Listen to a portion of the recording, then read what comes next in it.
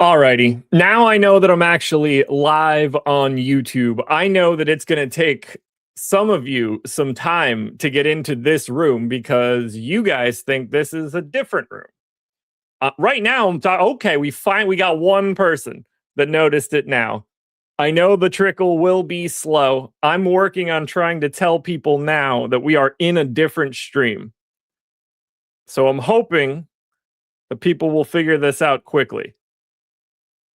If you were in the other stream, please take this link and paste it to the other people.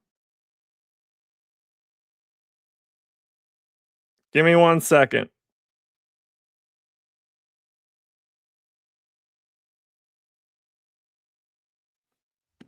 We got to get some people in the door. All right, here we go. People are catching on. Listen, sort of my bad. I'll take it on this one. We're live. We did what we needed to do. We're here. People are going to trickle in. We'll get this going. Here's the deal. 27 minutes of a deeper dive, full hour live before lock. That's what we've got going on for today. So get in the door, get here quick. We got 4 games to talk about. I'm going to take you through the full lay of the land for where we have it right now. Eric and Greg are set up for 6 to 7 because we got a lot of news that we're waiting on, a lot of hypotheticals. I'm going to give you guys everything that's going on for right now. So here's what we've got. 1 7 o'clock game. Pacers, Hornets, 4.5 point line. Let me refresh that just in case. You never know when this stuff's moving. Muchos Chapo, you're very welcome. All right, let's try this again.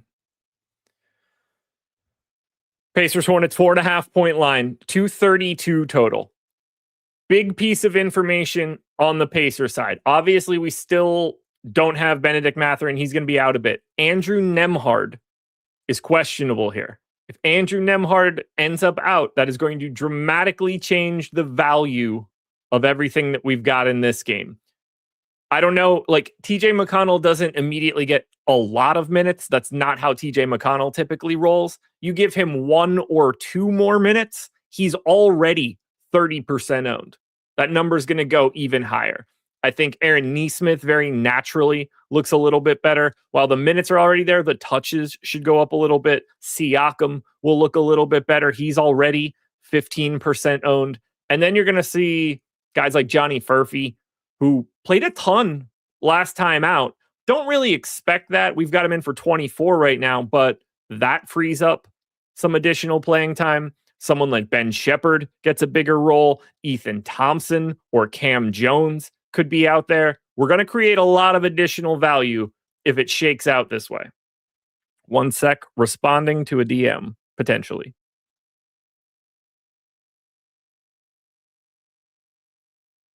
Bingo. We're all good. Well, boys are souping up this event for us. So that's the status of what we've got going on for Indy. Right now, 30% ownership TJ McConnell, 30% ownership Jay Huff, 30% ownership Nesmith, and then it starts to taper off a little bit more. None of this matters until we get that Andrew Nembhard news. If he's in, then that's what we have here. If he's out, everything changes on the Pacers side. Now, on the Hornets side, business as usual for right now. Brandon Miller, probable. LaMelo Ball, probable. Tijan Salon, probable. Looks like we're just going to get relatively normal Hornets today. About 35% ownership coming into Moussa Diabate at 5,200. Continues to just play standard 30-minute starter run. Can play more. Indy center rotation, not all that much to write home about. Jay Huff, though, exciting as a DFS play. But Diabate is the clear best option for Charlotte. Brandon Miller, Colin Sexton, your next 2 guys up from an ownership perspective, both around 20%. Kind of like Brandon Miller in this spot. Sat yesterday, should be feeling fresh as a daisy. Gets the Pacers, 23% owned. Keep an eye on it. Kind of interesting to me. Don't have much of a take on the rest of Charlotte. If you want to get to shares of Con Knippel, if you want to get to shares of Miles Bridges or LaMelo Ball, I don't think any of that's crazy for a 4-gamer. They're obviously getting a little bit of love. LaMelo, Bridges, Knippel a little bit more so. I'm not going to go crazy there, but on a 4-game slate, like I know LaMelo Ball doesn't always get a boatload of minutes. On a day like today, it might not matter. And this is a very good DFS game. The problem with overloading this first game, especially if we don't get any of this Andrew Nembhard piece, is that we have 3 more games after that. 2 of them locking at 8 o'clock, another one locking at 9. We have a lot of late swap opportunities tonight. They are going to come into play. For example, the Chicago Bulls taking on the Miami Heat. Little bit of injury news that we're still waiting on here. This is a 7.5 point line. Bulls are big dogs. 237 total. Obviously, we know Miami plays at a breakneck speed. Bulls defense, not good. Jaime Jaquez probable.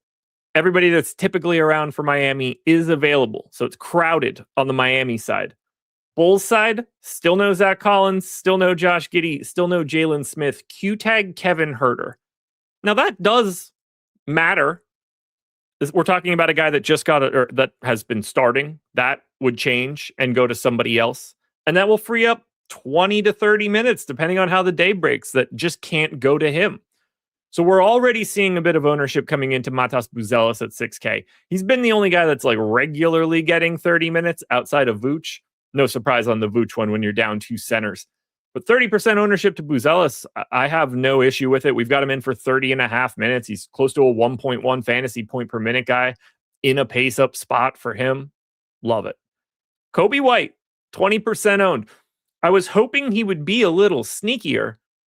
Part of me almost wants Kevin Huerter to be in. Not out of the realm of possibility that Kobe White just gets real minutes today. If Huerter's out, obviously a much better possibility. And he's going to have carte blanche to try to create. They don't have a lot of great creation right now. Vooch is up to 8,200. That's a tough sell for me. Obviously, on a 4-gamer, you can play all the dudes that play 32 minutes, but that's not the same price tag we were used to 2 weeks ago. Dosunmu is going to get some sort of bump if we lose Kevin Huerter. Trey Jones will get a bit of a bump if we lose Kevin Huerter. Kevin Huerter's pulling no ownership right now, nor should he, at 5,600. If Huerter's out, is Isaac Okoro more playable than a 0.9% guy? Yes. Do you want a lot of Isaac Okoro? No. He stepped in his shit a couple days ago. He should be good for a month, I would say. Now, on the Miami side, there's not really anything happening here. About 15% ownership to Bam Adebayo, 10 to Norm Powell, disappears after that. It is a fantastic matchup. The problem here now is Tyler Hero is here. Lapel Larson, Norm Powell, Jovic is in the rotation. Drew Smith is now sort of like out of it. It's gotten that deep. Like, it's a lot of bodies in Miami. And I think that makes it a little difficult to trust any of the individual options here. Wait, you had Buzelis under prop? Yeah, this is DFS. These are 2 different things. I hope Buzelis goes under. I will also have him in 30-something% of my lineups. It's a pretty awful push and pull. You're constantly fighting against yourself. So that's one of the 2 8 o'clock games.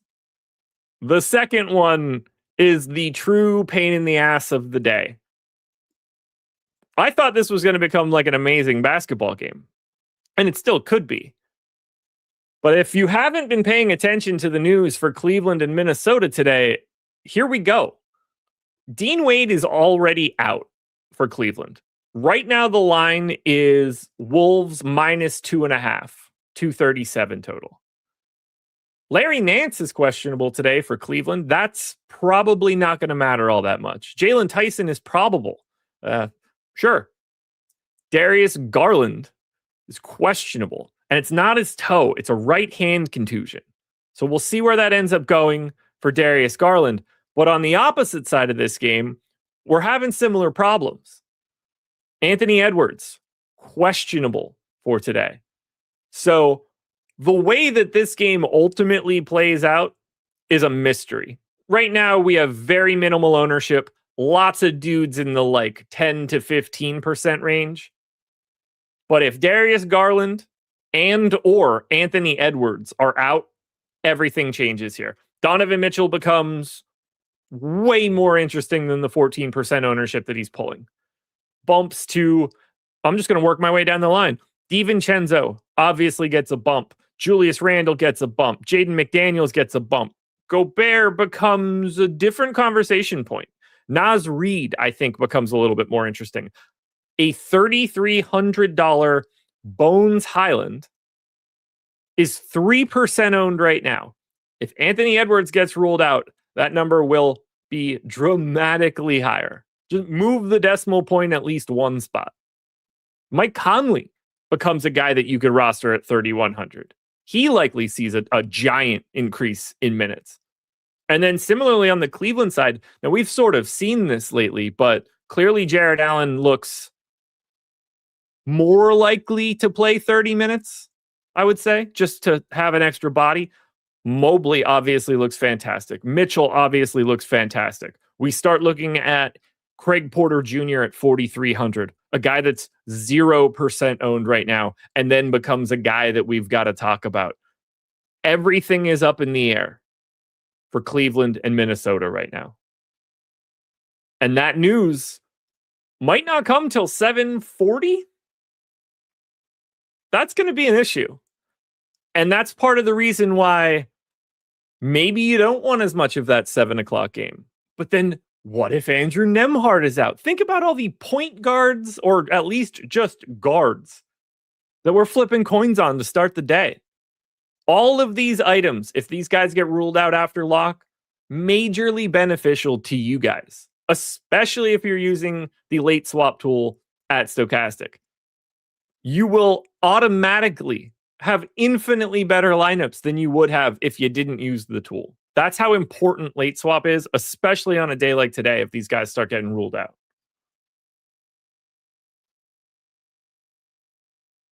There's a lot to like. And I don't know what, like, it's hard to have a lean about this injury news because, like, I get it. These guys are not the same. But, like, for the most part, like, in terms of the betting, like, Garland and Edwards are a wash-ish. So it's hard to glean anything from this. Okay, Larry's asking a question. Am I boosting anyone to make sure I don't get a ton of the first game? So it depends. That first game is an entirely different question whether or not Nembhard is in. If Nembhard ends up out, then I still want to get to the overwhelming good value that will come out from Indiana. But if Nembhard ends up in, I like the idea of being a little bit lighter, given this Garland news, given this Ant news, given the Ace Bailey Yusuf Nurkic situation, which it seems like Nurkic isn't playing, but who the hell knows? Late swap, massive. Massive. The final game of the night is a 9 p.m. start. Dallas Mavericks, Utah Jazz. And as I just alluded to, Ace Bailey questionable, hip flexor strain. Nurkic questionable for tonight. And this game is already jammed with ownership. Look at the ownership on Dallas right now. 75% ownership to Anthony Davis. It makes perfect sense to me. Brandon Williams, 50% owned. Cooper Flagg, 45% owned. Max Christie, 40. Najee Marshall, 40. Clay, 30. And I'm still not done. Daniel Gafford is 15. You're getting everything for Dallas. This is another thing that will make your late swap process so much easier. Realistically, you should have a decent chunk of Dallas in some form in whatever lineup you're building. And that will help you move things around if and when that Cleveland news comes out, depending on what time that comes out.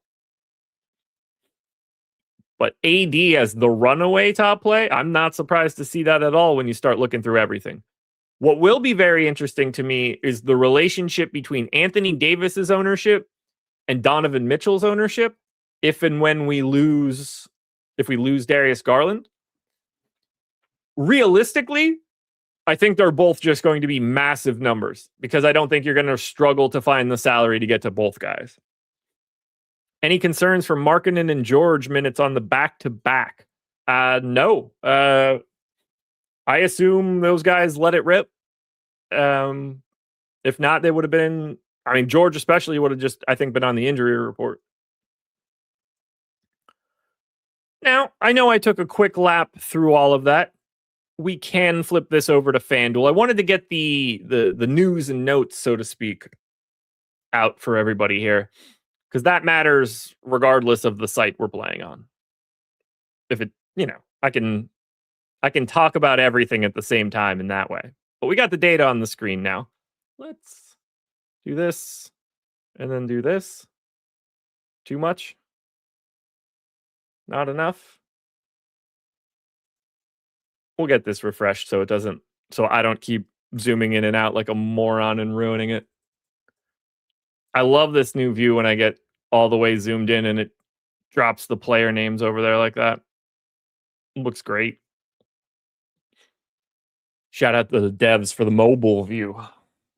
So on the FanDuel side, your chalkiest play of the day right now is TJ McConnell. If I were you guys, I'd be begging for news so that can go down at least a little bit, because that dude terrifies me. But, it is Charlotte. Cooper Flagg with the point guard, shooting guard, small forward eligibility. I have not seen a 3-position MPE in a minute. I don't know how long that's been there, but I don't remember seeing it recently. FanDuel people, tell me in chat if that's been there a while. Cooper Flagg, 45% owned. Najee Marshall, 40. Klay Thompson, 40. Julius Randle, already 40, which I think is pretty interesting, given the fact that game can change pretty dramatically. AD, just 35% owned on the FanDuel side. 10,900 here. A much more difficult price tag to get to. Not all that difficult. Still 25% optimal. It's been there all season? That can't be right. Maybe I just never noticed it because of the way that badge is shown here. All right, now Swooshbang says brand new today. You guys are the worst, man. Back-to-back answers of the entire... since October and never before today. The internet's an incredible place, man. How the hell does that happen? All right, we're getting a lot more most of the season, so kudos to you guys. Swooshbang, were you born today? Because then realistically, everything is new for you. Okay, Choke Hold'em, 3 days. I probably trust you more than most of these people. I don't know if that's something I should be doing, but I do. Anyway, back to the ownership on the FanDuel side. A couple more guys in the 30s. Max Christie, AD, Matas Buzelis, who I still want to get an under today. Aaron Nesmith, and then it drops just under the number to Pascal Siakam. But everything we're doing today comes down to one question. Who's actually playing? Is Andrew Nembhard on the floor? Is Kevin Huerter on the floor? Is Darius Garland on the floor? Is Anthony Edwards on the floor? Is Yusuf Nurkic on the floor? It's crazy. Let's see what the optimal lineups look like across both sites right now. Because I think we'll see some interesting stuff that will point us in the direction of what will still look good after the news. And I think that's the most important way to look at it right now. Because some of these guys will not have the same importance level that they do right now. Current optimal on DraftKings, that is. Brandon Williams, Najee Marshall, Brandon Miller, Matas Buzelis, AD, TJ McConnell, Cooper Flagg, Aaron Nesmith. No matter what news that comes out, AD is not going anywhere. Can pretty confidently say that. The more news that comes out, the more we get to soften the rest of Dallas. Brandon Williams, Najee Marshall, Max Christie, Clay to a degree. That is a section where it will all start to funnel down a bit. I think that Donovan Mitchell would sneak his way into this just because of raw points. If the news comes out that Darius Garland ends up not playing, hypothetically speaking, I think he takes a giant leap up in ownership. Some of the guys that are grabbing more value, the TJ McConnells, who else from in like a low tier? I mean, Najee, I guess, to that degree. I mean, Clay is 30% owned right now. And he looks like a great play because he's 3,800. But if we start lopping these guys off, the value plays are going to get real busy. And there's only so many places that we can spend up. If Ant is out, we have two guys above 8,500.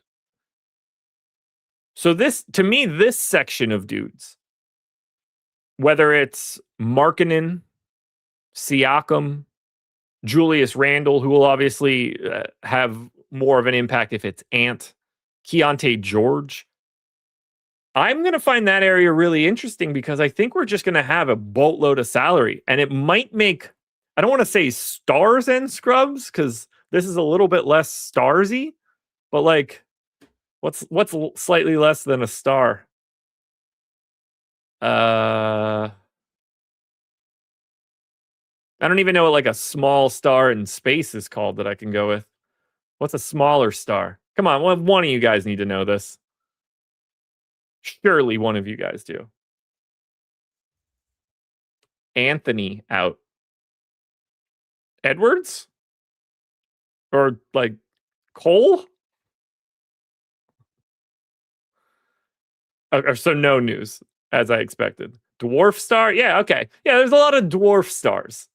I think, aren't they big? I don't know shit about space, man. It's fucking weird. There's a lot of dwarf stars on this slate today, especially if we lose Ant. You know, like a lot of third team all NBA type dudes. I think that's a pretty good way. I mean, everything is big or small, relatively speaking, I guess. Let's check the FanDuel version of this one out a little bit now, too. Just to find those spots where we think we're going to see that biggest upgrade. Here's the interesting part, because while Anthony Davis is 2x the ownership on DraftKings, still not a problem getting him into the optimal on the FanDuel side. And that's not going to go anywhere. He is basically locked and loaded in that lineup, no matter what happens here. So today feels like one of those days that he's going to go to the locker room with the poops and really ruin everybody's time. Because there's Anthony Davis going to the locker room on a 10-game slate, and then there's Anthony Davis going to the locker room as the chalk play of a 4-gamer. He might break the servers for Twitter if that dude goes to the locker room early. I want him to go to the locker room at the exact moment that sportsbooks don't give you anything back. Whatever time that is, that's when it's going to happen. That's the peak of it all. On a day where he's 75% owned on DraftKings and 40% owned on FanDuel. I expect that to happen. Get ready. Okay. Raul Pardo. Some of you guys are going to start getting shot into one of these stars if we keep saying news that hasn't happened. You guys are going to get to meet these stars up close and personal. And I don't have a single lean on any of this injury news today. It's just too spread out. Hard to glean it. Hold on, I'm going to do it. There's the 5-minute timeout. I wish I could do it like Zach Morris. Really pause the world. Some guys had all the luck. Kelly Kapowski and the ability to stop time. It's an incredible skill set to have. Unfortunate. Didn't share the same thing. Mixed stars. AD won't last past the first quarter. I feel it. Last time I felt this way was game 6 versus the Suns. I mean, I hope you're betting all of that. That sounds like a great day to bet Anthony Davis unders if you are some sort of medium to Anthony Davis's injury status. RIP Screech, I agree. Guys, don't forget, before I get out of here, because I got a couple minutes left before this becomes live before lock. First things first. You guys are like just through the door to download the Tails app and get us to 1,000 ratings. I can't remember what I got told on a call earlier today, but it was like 993 or something, a comically low number that we need to get this one up and over that 1,000 mark. If you haven't downloaded Tails yet, do it now. Link in the description of this video. If you're looking for sports betting picks, pick'em information, I've got Prize Picks cards up there, DFS coverage as well, and more to come every single day. We're trying to make it better constantly. Download the app right now. It costs you nothing. You can follow as many people as you're looking to follow. It'll never cost you a cent unless you want it to cost you any money. And then you can subscribe to individuals on the platform. But you may be the 1,000th rating. It could be you. And if it is, thank you. We're not really doing anything for it, but it'd be really awesome if it were you. I see my boys are working their way into the show. I don't know what kind of nonsense is going to drop for the beginning of NBA Live Before Lock. I don't know if it's going to be a new dude that we didn't expect to be out. But I think these guys are about to get a very tumultuous hour. So if you're here right now, hit the thumbs up. Reward these boys with a bunch of likes because NBA Live Before Lock is coming up basically right now, imminently. Whenever they decide to join, they're free to do it. I'm going to give you guys my personal nuke for today because I'm feeling pretty good about this one. Scroll down till we see nuke. I got to give one out for today. I think it's crazy, and what I like isn't going to matter all that much to all the news.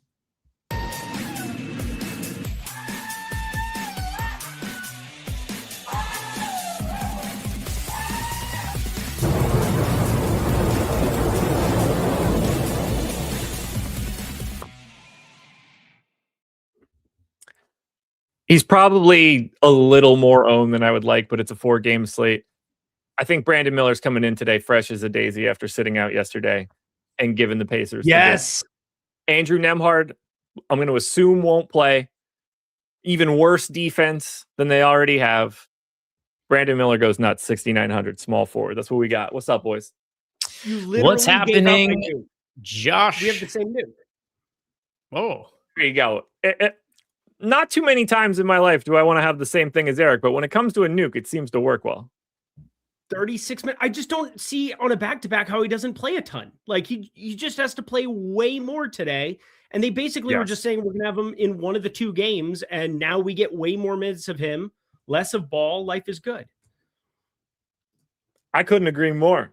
I want you to sell it in 45 minutes just in case anything changes, because you never know. You guys are about to get bombarded with weird stuff potentially.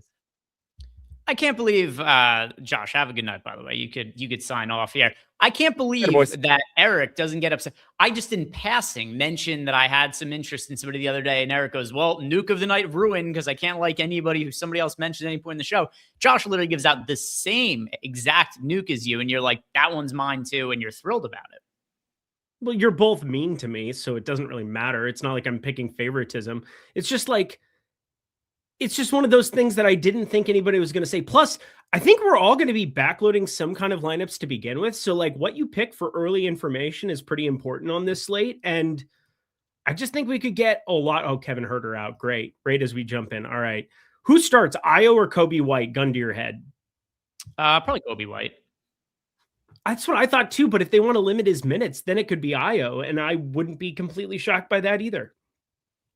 Yeah, they had earlier in the year, there was a point in time where they were supposedly limiting Kobe White's minutes, but he was still starting anyway. So you look at Kobe White going back to December 5th. All right, so December 5th, he has a minutes restriction, but he still started and he ends up playing 26 minutes. The next game, minutes restriction, 24 minutes. Then he starts. So he played 4 games in a row with a minutes restriction, played under 30 minutes before he got ramped up. They've already done this. It doesn't mean they have to do it again, but it is something they've already done at another point this season. I mean, I'm going to project Io for more minutes. We already have Io projected for more minutes. And there's a part of me that thinks that like, yeah, they would want to go the Kobe White starting route if he could play like some kind of normal minutes allotment. But like you said, 26 his first game back. I've got him for 25 as is right now. And like, it just feels tough looking at the board for today. And trying to figure out like our late swap angles, because like we're going to have a lot of late news coming. We're going to have Nemhard news coming sooner rather than later. John Moran out for tomorrow. Good to know now. Jaren Jackson Jr. could have preferred not having him in my lineup yesterday and actually won money, but I guess I won money. But I'm looking at everything for Indy Charlotte. We're going to have some early information for sure, 58 minutes from now. And then with this specifically, Chicago, I mean, we could have a lot of Cleveland, Minnesota, and Craig Porter Jr. will just look better than everybody. So almost nothing matters in the event that comes down that way. But I guess I'm just trying to figure out if there's an angle where I could late swap and build some stuff out. They're only $100 away, but the one thing IO has is small forward eligibility. And so it's kind of the one thing I've got in the back of my head where I'm trying to figure out exactly what Chicago might do there. And I'm with you where I think Kobe's the chalk to start, but I like IO more just because of what I'm projecting his minutes to be. Yeah, let's see if we have an update to our projections. Not quite yet. There will be one probably pretty shortly up in the absence of Kevin Huerter. Now, of all the players that are on the injury report, Huerter probably the least important one we just got an update on, because I know. while Kevin Huerter has been ruled out, it's going to make, some guys look a little bit better from the Bulls, but nothing crazy when you consider Anthony Edwards is questionable, Yusuf Nurkic is questionable, Darius Garland's questionable, Andrew Nemhard is questionable, Ace Bailey's questionable. That one also doesn't really matter all that much. But of all the guys who are like regular rotation players that are on the injury report today, Kevin Huerter was the least important questionable guy that we had coming into the show. So, of course, he's the one that we get the news on first. I am curious to hear from you, Eric, of all the other guys, whether it's Ant, Garland, whoever it may be. Are there any other questionable guys you strongly feel will be in or out? I don't think Darius Garland plays. I'm pretty positive Darius Garland doesn't play.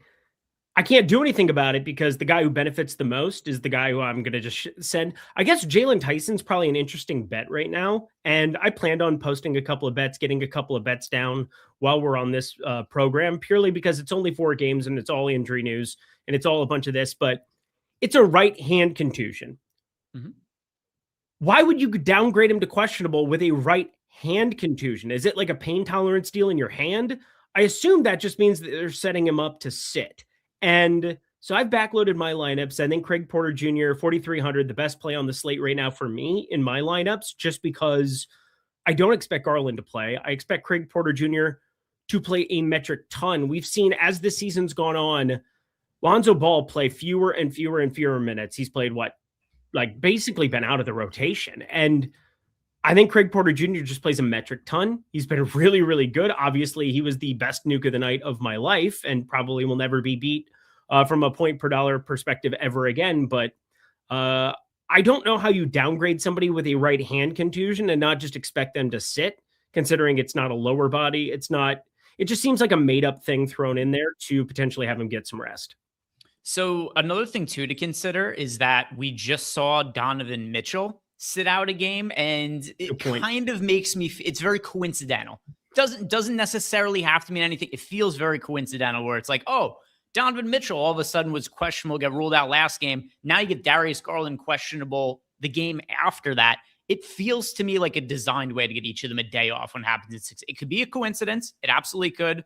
But I feel like it's probably most likely some sort of way that they're just trying to plan giving each of these guys rest, especially if we see like Jared Allen or something like that for the next game. Like, I wouldn't be surprised if we see some form of rest coming for Jared Allen and Evan Mobley in the upcoming week too.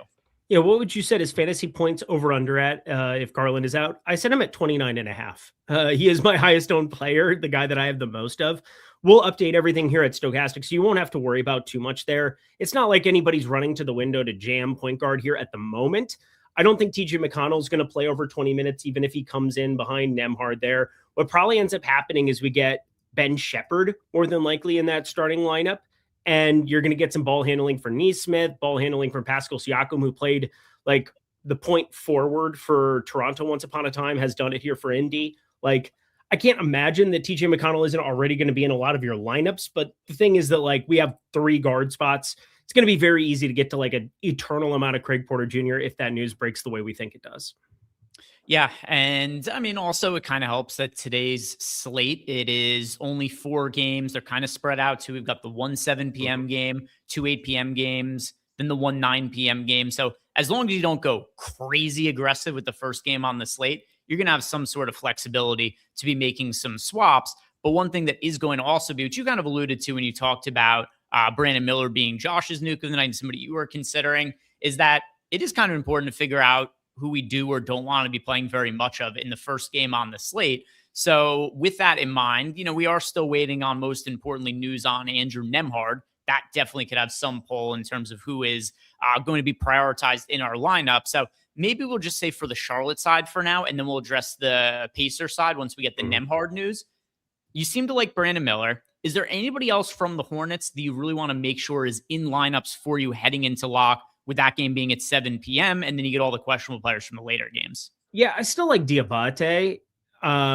There's no question that with Kalkbrenner out, he's going to walk into a bigger role. Him and Hall been splitting the center minutes, kind of going through the box score from yesterday, last couple of games without Kalkbrenner. He has a crazy good rebound rate. It's Indy on the other side that is going to be starting Jay Huff with a 4.5 rebound prop.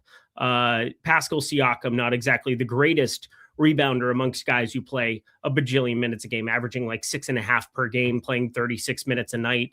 They're in the middle of a 13-game losing streak for a reason, Greg. I mean, this is not a very good basketball team, but no matter how you break it down for me, I think that there is a small forward position that is lacking most every slate, and that's where Brandon Miller really makes sense. I think Cooper Flagg is really interesting against Utah as well, so I'll play him in a lot of like the forward spots specifically. Neesmith, 5,700 in the event that you can Nembhard out, might end up just being a full-out jam too, but like there's enough spots here that I don't feel awful using up forward.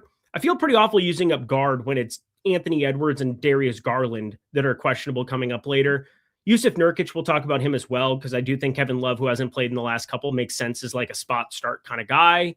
But yeah, for the most part, from that first game for Charlotte, it is Brandon Miller, who I just love because of positionality. Yeah, you know what's funny is, so I'm playing more on FanDuel today. I like when they roll out that $5 contest. But when I was building my lineups without even doing anything to the sim, just kind of building things out normally, I had 30% of Brandon Miller in lineups over on FanDuel. So I do think that Brandon Miller in general makes a good amount of sense. As far as the other guys from Charlotte, I wouldn't call anybody else a priority for me right now. There's guys who are okay, like getting to Bridges, getting to Diabate. Nobody that's a priority for me outside of Brandon Miller right now. But yeah, I do agree that Miller looks good, and it certainly helps him that he sat yesterday. Agreed. And that was my whole impetus of him. I was going to make him nuke of the night. I swear to God, I wouldn't just say that because why would I want to give Josh more love than he deserves? I mean, Josh has all the love. He had a 606 prize pick card on Monday. Oh, let's jerk off Josh. Oh, it's great. But anyway, he had the same nuke of the night. I was planning on making it. I don't know. Love is love. But anyway, small forward Brandon Miller, it made a lot of sense in that early game to kind of make him nuke of the night. Thought we could be walking into a massive role for him tonight. If you guys haven't done it yet, by the way, like the video, subscribe to the YouTube channel. Don't want to shortchange Eric either, because he was very live in the $8 last night. Where'd you end up, like 8th, 9th, I think is where you finished? Sixth. All right. Yeah.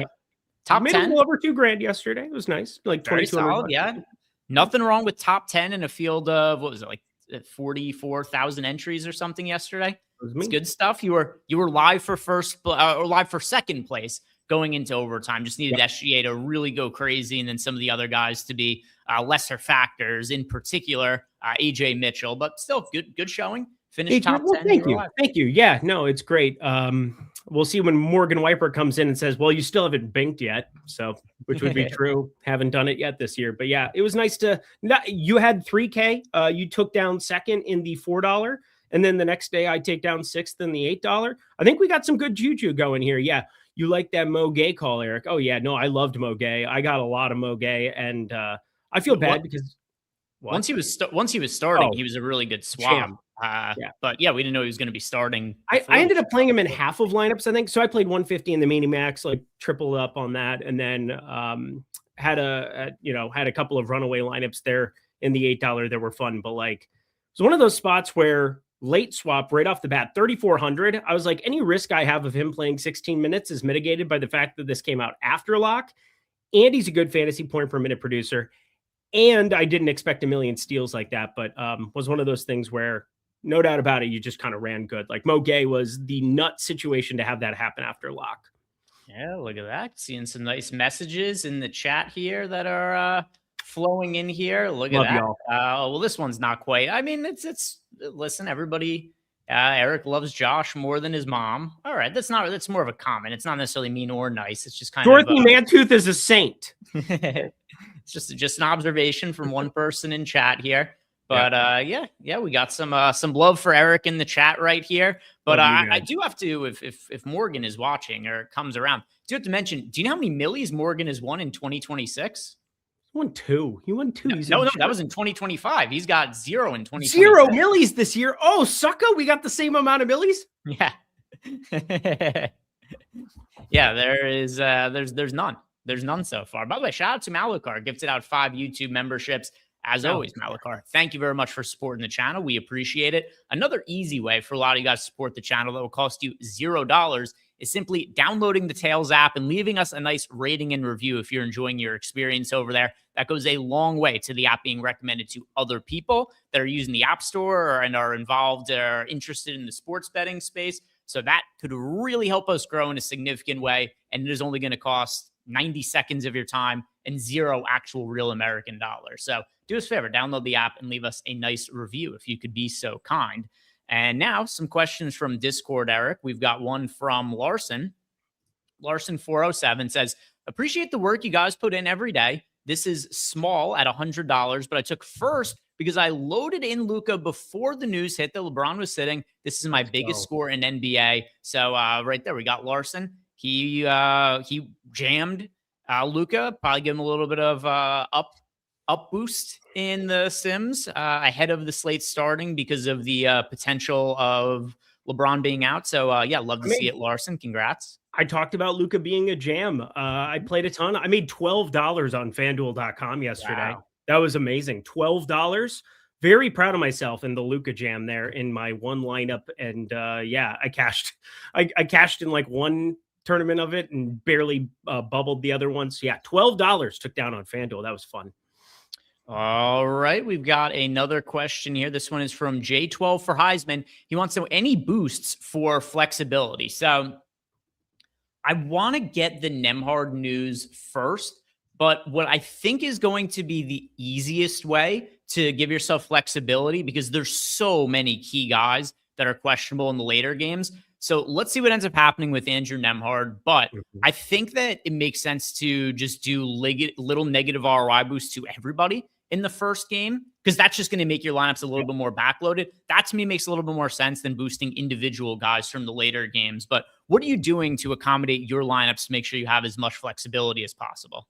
Yeah, remember, every slate is different. That's what makes this fun. That's what makes shows fun for Greg and I. That's what makes betting this for... And I've been playing DFS for a decade now, since like 2015, 2014. You go back to some of the early RG stuff. Like, I love DFS because every slate is different. And yesterday, what I did was I boosted individual pieces from like Memphis, individual pieces from OKC, because there were like salary constraints. Today, I am far less worried about it. I'm not doing anything other than evaluating what's happening in this first game, purely because there's so much of my lineups that are going to be showing up.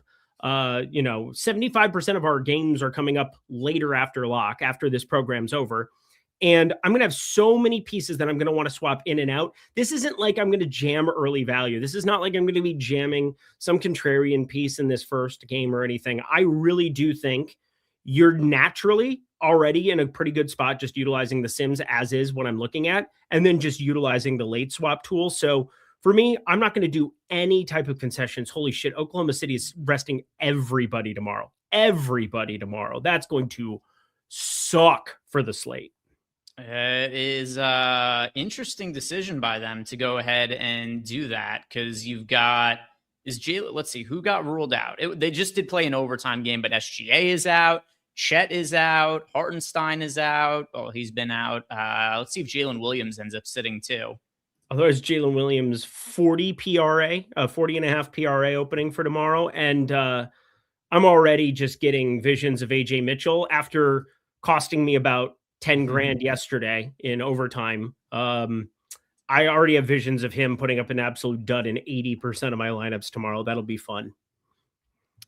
You know, it's funny that you get the SGA questionable for a potential essential rest yesterday. Plays great, and they just rule him out. They rule him out the next game. Weird happenings for. I know that OKC ends up holding on last night, but super weird struggles by them. Kind of because they looked unbeatable for the first stretch of the year. Then they finally get everybody healthy and they start to struggle a little bit. So that's been a little bit weird for OKC, but.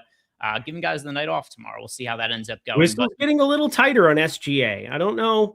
I'm gonna have to go back through the data. I was kind of like ChatGPTing it like 2 or 3 nights ago, but I ended up pretty decently on over 30.5 points for SGA yesterday. Put up like I think 46 or something. But yeah, there's definitely been a tighter whistle on him. Hasn't been at the line as much. Again, I do want to go back and check some more of that, but like. There's definitely something going on where OKC is not getting the whistle that they were earlier in the year. Maybe. It's hard to... Hartenstein being out has also been awful for them because their rebounding has always been a problem when he's off the floor.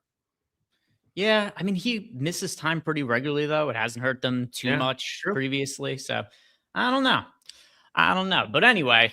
We'll get back to this slate here. Let's go over to the Chicago Bulls, who I believe are now updated in our data as well as the ownership. So just going to refresh the page right here. Head on over to the Chicago Bulls. Let's see what we got now. Shouldn't be anything too crazy here. Kobe White will be limited to 24 to 26 minutes again on Thursday. So we are projecting him to start. We've got a projected starting lineup of Colby White, Trey Jones, Isaac Okoro, Buzelis, and Vooch.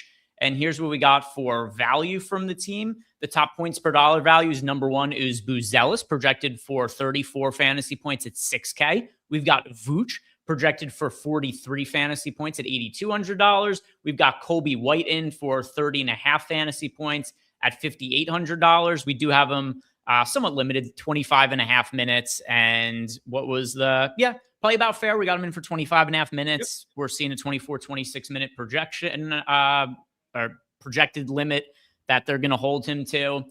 Trey Jones is in for 31.5 fantasy points, $6,100. So Buzelis and Vooch both look, decent, but nothing looks crazy from the Bulls. I just want to point out Minnesota game, SGA went from 5th most fouled to 27th. That makes me happy. What I was watching was not a lie, that I'm not just making stuff up on the fly. Like, I don't know. You might think I am from time to time, although yesterday, again, just, I made up some BS to talk myself into some Jaren Jackson Jr. I could not hate that man more in a million years right now. Lock him up. Lock him up. Lock him up. Venezuela. Anyway, we're continuing on. Let's see what we got here. Mike 1377 wants to know top plays on FanDuel. All right, so here's what I got in the FanDuel lineups that I've built out so far. At point guard for me, that is going to be Cooper Flagg-Eric. He shows up in a lot of lineups. I do wonder if it's because he's eligible at more than half the positions. Cooper Flagg, he's got point guard, shooting guard, and small forward eligibility, which is just crazy. So easy to fit into lineups. But I like Cooper Flagg a lot. Yeah, point guard, shooting guard, small forward over on FanDuel. The hell. It's him, 8,400. Like him on DK as well, but definitely easier on FanDuel where you can play him in 94 different positions. Shooting guard. Boy, shooting guard is ugly. Cooper Flagg also shows up a good amount here, but I'll go with Brandon Miller at $7,300. Donovan Mitchell. Ooh. Small forward. That'll be Najee Marshall. Power forward. I have to rerun everything. I assume it'll be Buzelis, though. Probably Buzelis. Kevin Love for me right now. And then finally at center, that is currently Bam Adebayo. I know he struggled, but $7,400 power forward and center eligibility. Good matchup against the Bulls. This feels like a good buy low spot for Bam Adebayo. Yeah, it's Vooch for me, playing eternal amount of minutes right now. Yeah, Vooch also is looking pretty solid at $7,600. And we just talked about him looking okay over on DraftKings, $8,200. Over on FanDuel, obviously more favorable price tag is $7,600, but only one center spot over there. So Vooch and Adebayo are the two centers who I have the most of at the moment. And I assume that because I haven't updated everything since the Bulls news, I'll probably have even more of Vooch the next update that I end up running here. Yep. Let's see, was there any other super chats? No, and no other questions either. So one thing that we have not really talked about here, Eric, is presumably we don't know exactly who it's going to be, but it stands to reason at least one or two guys are going to get ruled out for today, which is going to create quite a bit of value for the slate. So in the idea that we could be getting to, a lot of available salary, what do you like on the high end today? Because Anthony Davis is projected for 53 fantasy points, by far the most of anybody on the slate, 6.5 fantasy points between him and Edwards, who's questionable, and projected second as far as total fantasy points. But AD is 76% owned. So are you paying up for AD and all of his ownership? Are you looking elsewhere? Is it going to be even with the field? What are you going to do with this 76% owned AD on a slate that could have a lot of value? Yeah, on DK, it's hard. 9,300 is a really ridiculous tag going up against a front court that could be old man Kevin Love, could be Nurkic, Markkanen. Obviously, everybody's just bludgeoning their faces off. So I have no problem with it at 9,300. Does Dallas even want to extend him? I don't know what's going on, but obviously he wants to be extended there. He wants to spend time there. That's kind of interesting. But my favorite tournament guy to get to by far, I brought him up over on FanDuel. On DK as well, 9,100 Donovan Mitchell. One of the things that's going to happen on this slate is we're going to get TJ McConnell. He's already pulling a ton of ownership. We're going to get Darius Garland news, Anthony Edwards news. We're going to find out a lot of what's going on. But regardless of how it goes, I really like Donovan Mitchell with Darius Garland off the floor this season. 35% usage, 27% assist rate. We're talking about him doing everything on the floor. Now, Lonzo Ball, think about this too. As he's gotten further and further out of the rotation, I do think he plays in the event that you get Darius Garland out, but every minute that he's not on the floor, he's only been a 0.8 DraftKings points per minute producer so far this season, but it's been much higher in years past. I mean, Lonzo Ball has been a fantasy 1.05 DraftKings points per minute guy forever. And Craig Porter Jr. is more around the 0.9 baseline, and that's kind of where we know him to be throughout his career. So I think with Lonzo Ball out on the floor for a lot of that, and Craig Porter Jr. probably playing a lot of staggered minutes there with Donovan Mitchell, we're probably in a pretty good spot to just play a lot of Donovan Mitchell. 1.41 DraftKings points per minute, 785 minutes this season without Darius Garland on the floor. It's a gigantic number and much higher than we have him projected at 1.32. So I know it's Minnesota, but if you get Ant out as well, you get the Jalen Clarks of the world, more minutes for Dante DiVincenzo. Those aren't exactly known for their defense type of guys. I like getting to Ant. He's only 10% owned. And, obviously if he doesn't play, then we're just late swapping and pivoting off of him anyway. But because he's questionable, I presume he's going to be even lower owned than what his ownership projection is. So you got Anthony Edwards at just 10% owned, and the shooting guard position for today, it's not great. Here are the guys who are pulling ownership at shooting guard: Max Christie, Najee Marshall, and Kobe White on a minutes restriction. Those are your three most popular shooting guards. So, I mean, I know you said you like Donovan Mitchell, is obviously also a shooting guard. He makes sense for tournaments, but yeah, we might get Ant at 5% owned today on a 4-game slate. Yeah, that was the SGA thing for me yesterday. As soon as SGA was in, I did everything I could to get to as many shares of him as possible. I think I ended up with 35% of SGA. And I'm typically not an SGA guy because of these blowout potentials, but any blowout potential there was weighted by the fact that he wasn't going to pull any ownership. I think he was 5% yesterday in the $8. So I do like your line of thinking. Anytime somebody has a Q tag, especially in this new age of DFS where we might not have as sharp of a field as we did once upon a time, I always like looking at those Q tag guys. So I think that's a really good shout out from you on Ant. So not necessarily pertinent to the slate, but just kind of something I think is interesting. We got a question here. Miami Mike said, I wonder if Trae Young will make his Wizards debut tomorrow. A lot of the reports have indicated that he's not going to play this season. So yeah. I don't think he's going to make his Wizards debut until the start. It seems like they prefer to lose as many games as they can this year, and then go into next year with a still decent first-round pick, adding to the young talent they've built on the team and Trae Young. No way to know for sure, except reports kind of indicate he's not going to play for the Wizards this season. I don't blame him. One thing about Trae Young is he's already locked up a lot of money, and I'm sure his agents are probably looking at this and saying, either give us a max extension or we'll let him play for that next year. And so there's a lot of opportunities. What was it? It was like a 3-year extension. The Hawks didn't want to do that coming into this season. So it was pretty clear that there was some discord earlier on that. But yeah, I've just kind of known whatever was put out into the world the last couple of days, last couple of weeks. But thank God we don't have to hear about it anymore, because I was pretty sick of that. It's like Brett Favre all over again.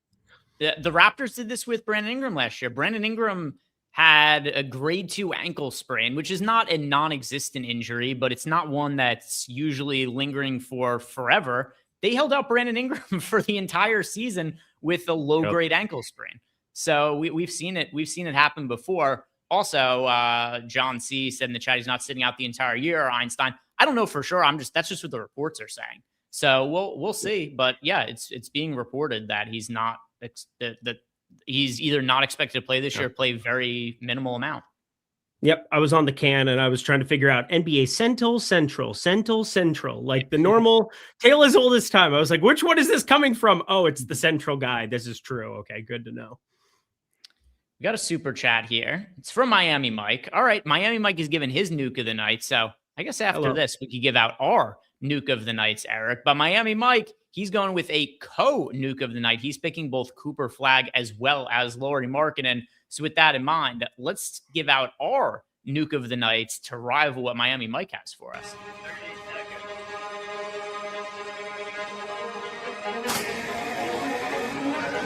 30 seconds.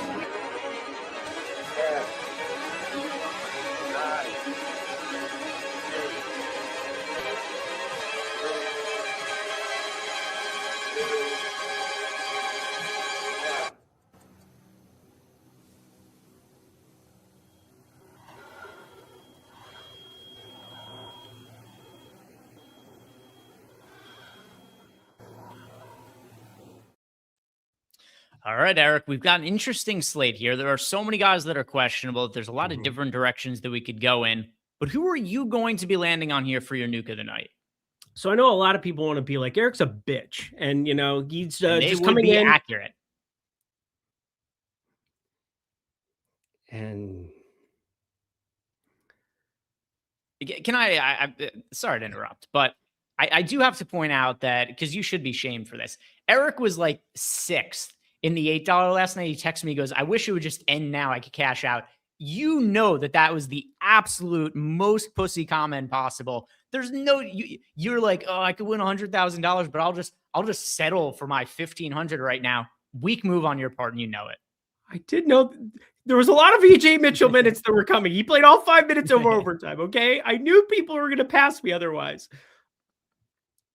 But what I was going to say is that people probably think Andrew Nembhard's out. Okay. Well, he is out.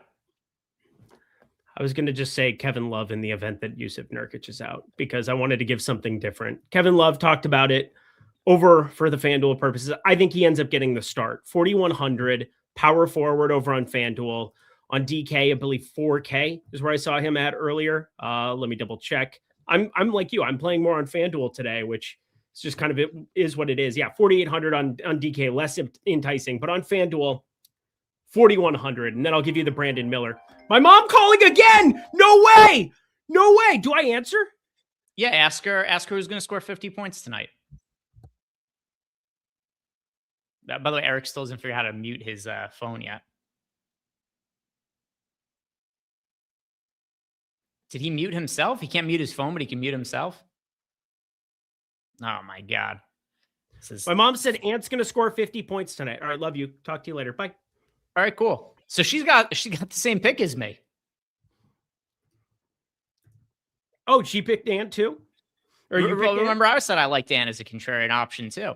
She must be listening to the show. My mom loves Ant. But she's a Minnesota fan. Of course she said Ant. I just asked, she goes, why? And I was like, goodbye. Talk to you later. It's fun. All right. So we got a nuke of the night from Eric. We've got a nuke of the night from Mama Lindquist. We'll call Anthony Edwards her nuke of the night. That'll count for that. Yep.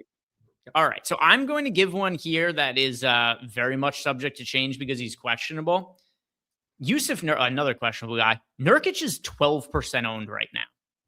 And if you're going to be rostering Nurkic, here's one benefit is that he's also in a later starting game. That game starts at 9 p.m., so it does give you a little bit of flexibility here. Nurkic is a crazy, crazy good pointsman and fantasy producer. Let's look at what our projection is. And it's not Nurk apocalyptic. Like Kyle Filipowski's been terrible, but at least he's 600 less and you can swap to him if need be. Yeah, I mean, we've got Nurk in for about 1.3 fantasy points per minute. And right now projected for 11% ownership. Kind of what I was saying before with Ant being questionable heading into lock is that he is probably going to be even lesser owned than what's projected. I mean, Nurkic, who has played outstandingly well from a fantasy perspective. He has scored over 40 fantasy points in like 6 of his last 7 games or something like that. I just think he's underpriced considering what his production has been. And I think he's going to pull a minuscule amount of ownership because of that late questionable tag. So give me Nurkic, Eric. Who did Eric choose as his nuke? For DraftKings, Brandon Miller. I was on the same queue as one, Josh, but I wanted to give something different, so I give a FanDuel exclusive, Kevin Love 4,100. But that being said, I love your thinking on this. Nurkic yesterday, also another guy that I was sweating balls with as people around me were just continuing to just have Nurk go completely nuts. Rebound. It was absurd. So you get a Q tag next to him. If you get him around 10% on a 4-game slate, he is very good at accumulating fantasy points in Dallas, despite having 2 bigs out there, Gafford and Anthony Davis, not being very good at defending bigs here over the course of this early portion of Anthony Davis being back. All right, so we've got a couple of super chats for us. We got a question in Discord. So I think there's a pretty good chance that by the time we get to all of this, we'll have updates on the Pacers projections and ownership that we could talk about. So let's see what we've got from the super chats. We've got 1-2 crazy redemption arc from Eric. He has confirmed that he occasionally answers his mom's phone calls. We have absolutely confirmed that. We got a nuke of the night from Mama Lindquist as well. So a little bit of cheating here. Eric gets credit for like 3 nuke of the nights today because I think he does get credit for his mom's if she comes through. So lots of nuke of the nights on the line for Eric. Ma, meatloaf, fudge, Ma, the nuke, Ma, who's scoring 50? Ma, Anthony Edwards. Okay, great. Ace of Spade wants to know the best options for DK tier. So let's pull this up. Bringing it up on the DraftKings app on my phone right here. Ooh, you're fancy. Let's see. DraftKings tiers. In tier 1, Eric, we've got Mitchell, Edwards, Davis, Markkanen. Kind of has to be Anthony Davis. Tier 2, Keontae George, Julius Randle, Pascal Siakam, Cooper Flag, and then Vooch. I'll go Vooch for now. Oh, it's definitely Vooch for now. Tier 3, Ball, Mobley, Bam, Bridges, Hero, Garland. Oof. Good Lord. That tier is insane. In the event that you get Garland out, I would say Evan Mobley. I'll go with Bam. Okay. Yep. Tier 4, Powell, Miller, Nembhard who's out, Gobert, Nurkic who's questionable, Khalil Ware, and then Kyle Filipowski. I'm going to go with Brandon Miller. Tier 5, we've got Knipple, we've got PJ Washington, we've got Jaime Jaquez Jr., we've got Andrew Wiggins, we've got Jared Allen, Naz Reid, Trey Jones, and then Isaiah Collier. Man, might be the nipple. And then finally, tier 6, Colby White on his minutes restriction, Dante DiVincenzo, Buzelis, McDaniels, Neesmith, Najee Marshall, Dosunmu, Senzabal. That one's going to be Buzelis for me. Buzelis, same. All right, so that takes care of the super. Oh my God! Did I miss Look at the Charlotte starting lineup. Fuck me twice on Sunday, you mother truckers. What are we doing here? What are we actually doing here? This is absolute tomfoolery at its finest. What are we actually doing with our lives? Why does these Charlotte people must be stopped, Gregory. They must be stopped. They are just doing insane shit all year, but it's absurd. Colin Sexton, why? Sexton starting over LaMelo Ball, Sexton, Knipple, Brandon Miller, Miles Bridges, Musa Diabate. So first question here, LaMelo sitting today? Is he not going to play? It's that, or again, I keep referring to this. Remember that crazy, like they only played him in the first half. He got like the first rotation of the second half and they just benched him the rest of the way, even though it was a competitive game against like Toronto a month or two ago. I cannot stand it. But yeah, no, LaMelo, I think he could potentially play, but like more than likely it just ends up being Trey Mann and Colin Sexton. Like, it's not just Sexton. Like, Trey Mann is something we should actually have to talk about now in the event that we have to just guess that LaMelo Ball is out, because Trey Mann is a flat 3K. I don't know if you noticed.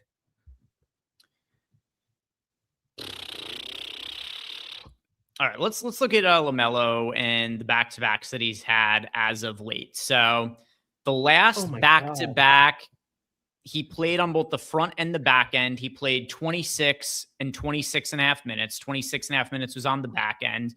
The back-to-back prior to that, he played 24 and a half and 25 minutes.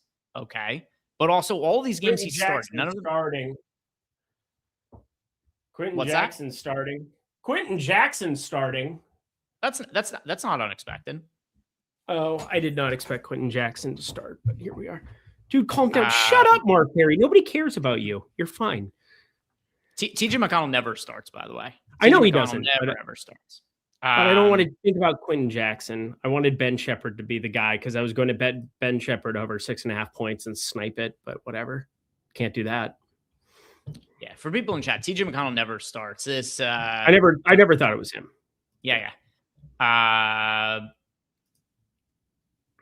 I'm looking through. Yeah, so none of these games has LaMelo come off the bench. I'll say this. I don't know what his minutes are going to be today. Don't play him. Don't play him. You're running a high risk of him playing 0 minutes.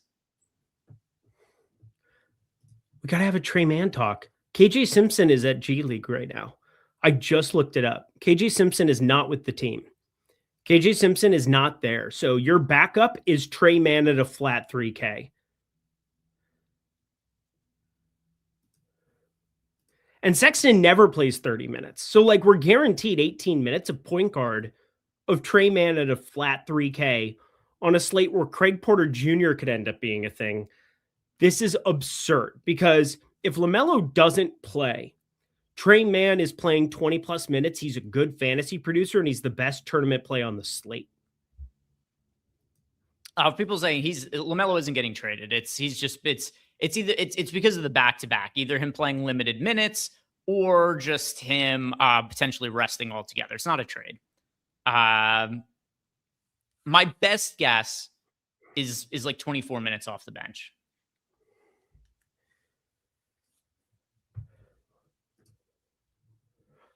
Which also, if you're going to limit his minutes because the team is kind of thin, it does make sense to bring off the bench, just stagger the minutes if he's already going to be playing limited minutes anyway. Totally does. But what if he is just active to exist as a person in the world and we get Trey Mann playing backup? Again, Trey Mann could play 0 minutes and that would be very awful for what I'm thinking. But also he's 3K. He's played like 0 meaningful minutes, but he's with the team and KJ Simpson is not. So in the event that you get a DNPCD LaMelo on the back-to-back where he's just active for emergencies, I got to think Trey Mann is in play now, no? I don't want to go crazy with him in the first game of a slate when we might be seeing a lot more value later. That's a great point. So it might be unnecessary risk, and that's where we're just looking at Brandon Miller. He was already Nuke of the night on DraftKings. He looks amazing on both sites now. He's going to play a boatload of minutes. I think you also need to look at Bridges. He played 30 minutes yesterday, which was pretty limited for what you would expect Miles Bridges to have out there. They do have Tejan Salon, who ended up playing 21 minutes and doing absolutely jack diddly dick with it. Tejan Salon, and then Ace Bailey out. Cool. That's really unnecessary. For a 4-game slate, this is a lot of fuckery, Greg. I am looking for any kind of additional reporting on him and not really seeing anything. I'm looking, but yeah, Are not we seeing having anything. fun? Are we having fun? Everybody in YouTube, hit the like button for my demise. This is fun. This is dumb. Yeah, I was just looking for any kind of report of is he not expected to play? Is he going through warm-ups right now? My strongest take on the LaMelo situation is to not play him in DFS. It's not a hot take. People are not going to be comfortable playing him, but yeah, don't just got the underdog. LaMelo coming off the bench for the first time. This is assuming he plays minutes, underdog. Yeah, exactly. And I mean, they would love for you to go out and fire something out there. God, Mother of Christ, Jesus, our Lord and Savior, Amen, Holy One. Here we are. I don't know what to do here. I don't know what I'm supposed to do. Trey Mann is 3K on DraftKings. If LaMelo doesn't play, 3K is fun. If LaMelo plays, I'm going to stab myself that Trey Mann is in a lineup or two of mine. I want to play him in the $18. I really do. I really want to win with Trey Mann, 3K in a lineup here. But regardless, whatever shows up in the projection model here, whatever we have for our update, Bridges, much better play. Knipple, much better play. Brandon Miller, the best of the plays. I mean, LaMelo's not a great rebounder, but in terms of assist rate, also, what are we going to do with Colin Sexton? Haven't even talked about Colin Sexton.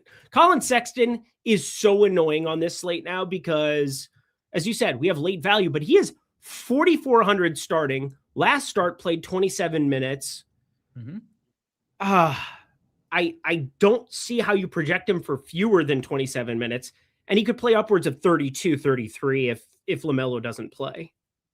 So we gave LaMelo 23 minutes. We gave Sexton 24. So 24 is not really a crazy minutes allotment to Colin Sexton, and he still projects for 25 fantasy points at $4,400. As far as early players go, like I want Sexton in lineups. I want Brandon Miller in lineups. I don't want to go too heavy with anybody else from the Charlotte side of the game. But that's what we've got from Charlotte. And then we'll talk about the Pacers side in a second too, because those projections are updated as well. As far as Trey Mann goes, Eric, we have him in for we have him not in the rotation tonight.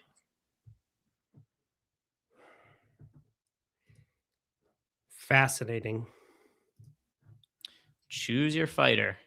I just want to fight myself right now. I don't like I feel very uncomfortable. For somebody who should be very happy today, I am very this is a 4-game slate. This is supposed to be chill and relaxed, and it is not very chill and relaxed. I'm straight up not having a good time. Nah, these slates are the best. These slates are the best. Yeah, you've been crushing these, so I'm just going to do whatever you tell me to do. I'm not going to play them, right? Edwards in, by the way. So we got that. That's good. Edwards in. Let's look at the Pacers side of the game. So we've looked at Charlotte. Here's what we got for the Pacers and our updated projections there. Pacer side, we have as our top points per dollar plays, Quentin Rampage Jackson, former UFC light heavyweight champion, is projected for 23 fantasy points at $3,100. Strong value option there. TJ McConnell, we've got off the bench, projected for 21 minutes. It's funny. Once you give TJ McConnell anything 20 plus minutes, he always ends up projecting well because he's such a good points per dollar guy. So TJ McConnell looks good. You've got Aaron Nesmith looking solid. Jay Huff looks solid. And all of those guys are moderately priced to very cheap in Quentin Jackson. Jackson looks like the best value play on the slate right now, Eric. Yeah, he looks really good. I didn't really want to play Quentin Jackson when I woke up this morning, but here we are. It's not the life that you desire. It's the life that you get, and you will deal with it. Here we are. Anything else that stands out to you about the Pacers? What do you want to do with TJ McConnell for today? Or are there any lower owned Pacers that look like priorities to you? So this is the push and pull now is we're using a lot of point guard spots. Doesn't Craig Porter Jr. just look insanely good now in the event that you get Darius Garland out after lock? That's what I keep thinking about. We're going to play Quentin Jackson no matter what now at 3,100. I don't know how much I love TJ McConnell. I know he's an unbelievably good fantasy producer and always has been, but there is such a cap on the right tail. And I'd almost take the unknown of Craig Porter Jr. at the ownership that we're going to get there rather than play 54% owned TJ McConnell at the moment. So I'll see. I'm updating everything right now. My best guess is I'm going to be somewhere around even with the field on TJ McConnell, but I'm also going to be doing little, I mentioned this before, I am going to be doing little negative ROI boosts to all of the early locking players. Jackson projects so well that it's probably not going to matter. He's still going to show up in a lot of lineups, but that is what I'm going to be doing to have my lineups be a little bit more backloaded. Is just little like maybe like a blanket 5% negative ROI boost to everybody in the first game on the slate. It's a good idea. I like that. And especially because we got that news early enough. If this had broke after 6:50 Eastern time, 3:50 Pacific, I think we'd probably have a different viewpoint of it. But enough people are going to get onto Sexton and Jackson and these pieces that now Craig Porter Jr. looks exponentially better. He is 4,300 over on FanDuel. That is ridiculous. But over on DK, he is also 4,300. Like, we are in a really interesting spot there. Dude, I'm going to absolutely lose my mind if LaMelo doesn't play and Trey Mann now binks at 3K and we don't even have him in the rotation. So like, I really hate today now. I hated today a little bit, but now I really hate today, but whatever. What are you going to do? Yeah, I mean, if that is a stand you really want to take, go for it. It's not one that I'm doing. I don't want to. It's so speculative to me because you need so many things to happen. Even if LaMelo doesn't play today, it doesn't mean that Trey Mann is even guaranteed to play a decent amount of minutes. It's very true. Again, it's more of a want than a need. I've made a lot of money on Trey Mann in my life, like more than I probably deserve. I don't know what his NBA salary is, but I doubt I'm close to it, but like, there's no doubt Trey Mann's treated me well in his career. And it's just weird to come into this slate and see him at flat 3K, knowing KJ Simpson is out in the shadow realm somewhere, living his life in the G League. And I'm not going to play Trey Mann at 3K. This is the most airtime he's ever gotten, including games he's played in. So thought I'd give him some love. So I did a Google search. According to Google, take it for what it's worth. This is just what Google says. It says that Trey Mann's career earnings are about $20 million. And then also says that Eric's career earnings on Trey Mann in DFS are about $362. I did some of the math. It looks like Trey Mann has made more money playing NBA than you've made rostering Trey Mann in NBA DFS per Google. I don't know, it could be inaccurate though. You might have a point there. But yeah, would you say that your career winnings on Trey Mann are above or below $20 million? Slightly below. All right. So Trey Mann is the winner in this occasion. We do have a super chat here. It is from Olrat, our guy Olrat14. Colin Sexton, or wait for the Craig Porter Jr. news on DK. I think it's perfectly fine to potentially play both of them. But as of right now, I'll say Sexton over Craig Porter Jr. I will say Craig Porter Jr. because of what that ownership is going to be. Also on FanDuel, TJ McConnell is now up to 75% ownership. Why are we doing this to me? Why are we doing this to me? It is true that all of the NBA injury reports, all the starting lineups, all the ownership, it is only done to inconvenience Eric. There's no other reason why. I'm glad you recognize that. It's taking you long enough. Let's see what we got from Discord to close this out here. We've got funny. We got actually Larson just asked about TJ McConnell. Also, Win wants to know who starts for Nuke if he's out. That should be Filipowski. Should be Filipowski, but I think Kevin Love does it. Okay. Then we've got a follow-up question as well. Anthony Davis and Quentin Jackson, or Siakam and TJ McConnell. That'll be Anthony Davis and Jackson for me. Anthony Davis and Jackson. All right. I've got my lineups here. What do I like? I sure don't. Not like. I'm going to have to be doing some adjustments here, but yeah, some interesting stuff. To be Margarita. Sure. Yeah. Oh, man. Also, Randall on FanDuel is a huge problem today.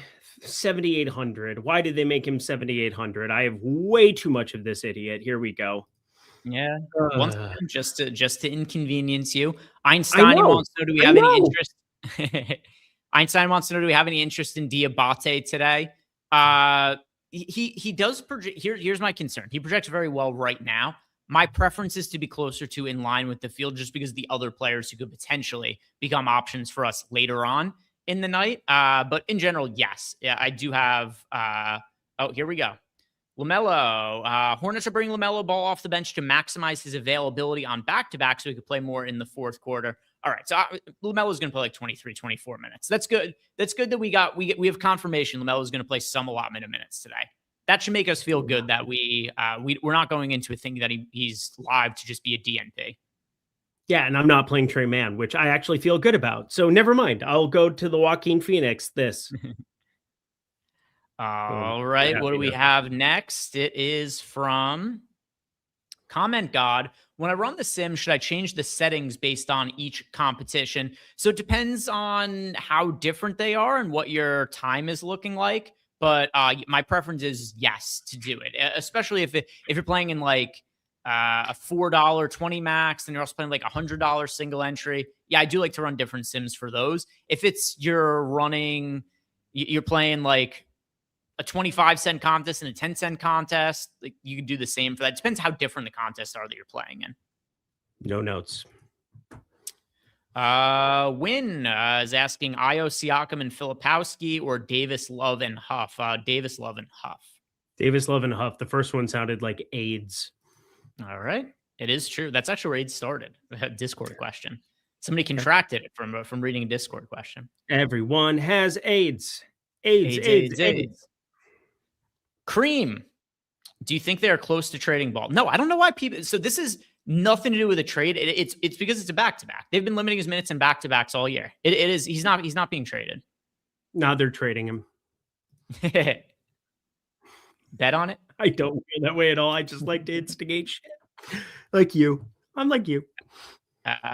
Win. Thoughts on fading the Bulls Heat game on FanDuel? I like Buzelis a lot today. Yeah, it's a bold strategy, Cotton. Let's see how it works out for him. Don't do it. Yeah, I like Vooch on FanDuel.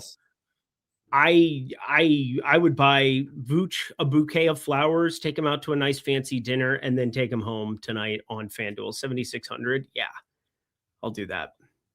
Yeah, there's some good plays from that game. Bunny wants to know, will Quentin Jackson and TJ McConnell share the floor at all? Yeah, I'm sure they will at some point.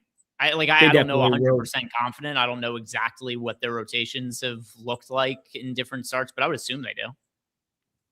You could have 2 minutes of overlap, and yeah, I think they're more than likely to share the floor at some point. Yeah, it won't be like it won't be an exact 24-24 split with them having no minutes overlapping each other. Also, keep in mind, TJ McConnell not starting doesn't impact him at all. He never starts. It wasn't an expectation. That is correct. Huff or TJ McConnell? TJ McConnell over Huff. Same.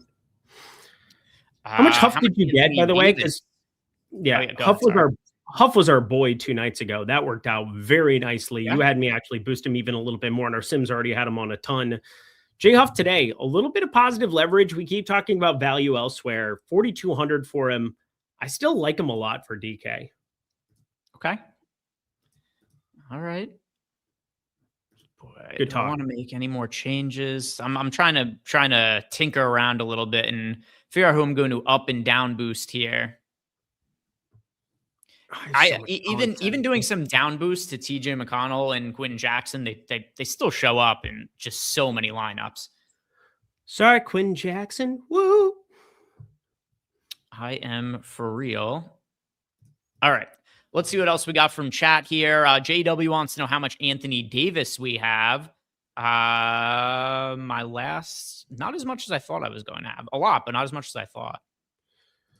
I'll tell you. So I'm playing more on FanDuel today as well. I'm playing 50 lineups there. I'm playing 25 on DK, but just like 20 max. I have, how much did I end up with here on DK? I'm just finishing it up. About half my lineups. He is in, I'm less than that. I don't see him until 35% of lineups, 35%. We got a super chat here from Chad Chandler is tall, although no question attached here. Interesting. Oh, here we go. He says Jackson killed your last night. How bad do I hate Jaren Jackson? Oh, he's got us confused. He wants to know how much I hate Jaren Jackson. He means you though, Eric. He's got the two of us mixed up.